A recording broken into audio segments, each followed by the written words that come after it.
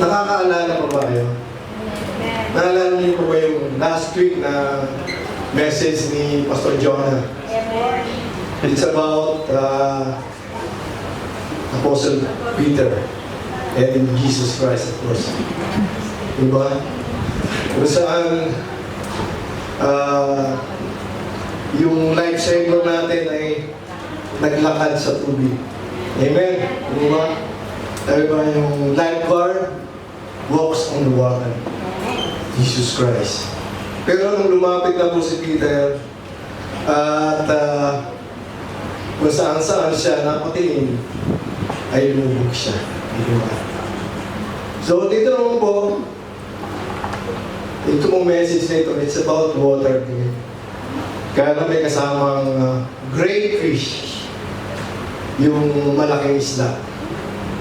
Di po pinangalan yung isda kung balyena, pero hindi po siya pating. Amen. So, ang mensahe po ngayon is about Prophet Jonah. Hindi po si Pastor Jonah.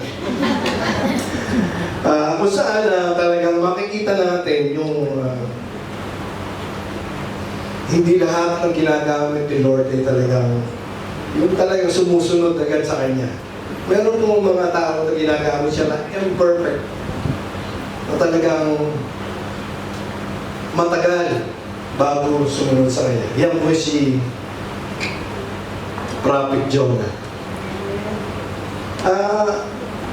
Ito po ay parang, kumbaga sa, ito yung foreshadow ni Jesus Christ.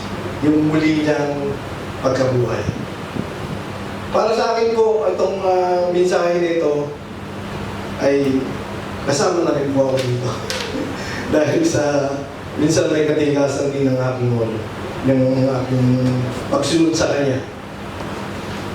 Yung kwento po nito ay talagang pinakikita yung paano tayo binumon ni Lord sa ating pagsunod at pananampalataya sa Kanya. Kung paano tayo naging servant ni Lord, paano natin tatahakin yung daan para papunta sa Kanya.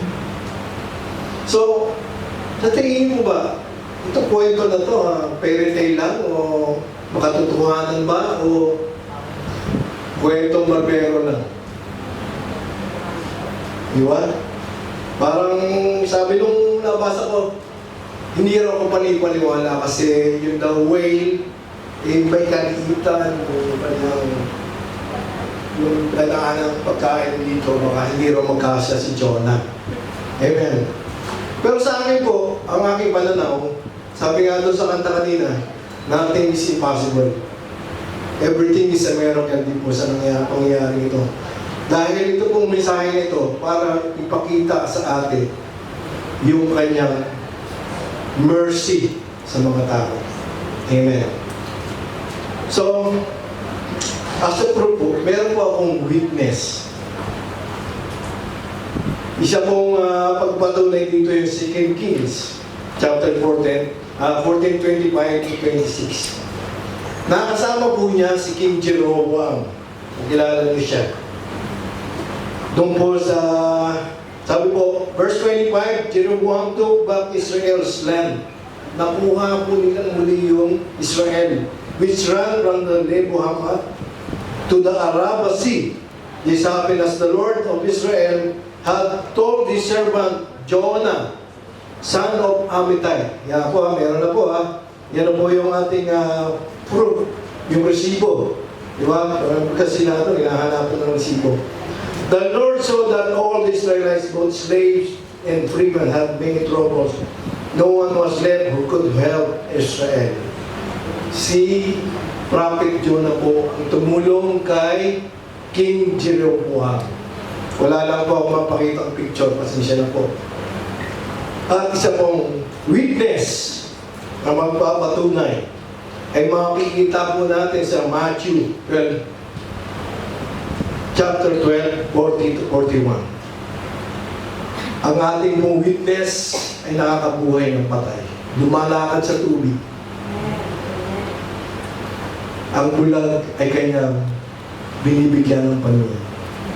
And that witness is Jesus Christ. Amen. Sabi po niya, for us, Jonah was in the belly of the great fish for 3 days and 3 nights. So will the Son of Man be in the heart of the earth for 3 days and 3 nights.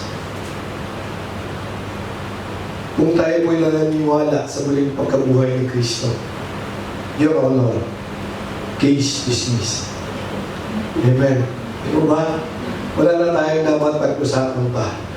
Hindi na po na tayo pwedeng mag-apila dahil yung testigo natin ay hindi nagsisinungaling. Amen? Amen. So, let us proceed. Hindi ko na po babasahin isa-isa kasi baka hindi po tayo umabot.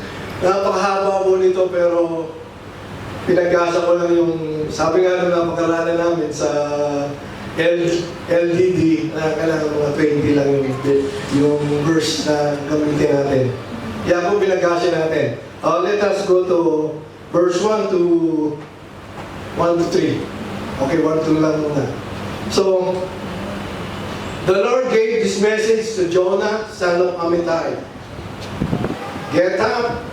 Maalala kayo ng get up, get up, get up. And go to the great city of Nineveh.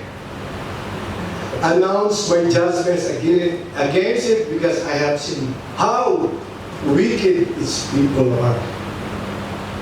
Makikita po natin. Teka po, balik muna tayo. Sino po si Amittai?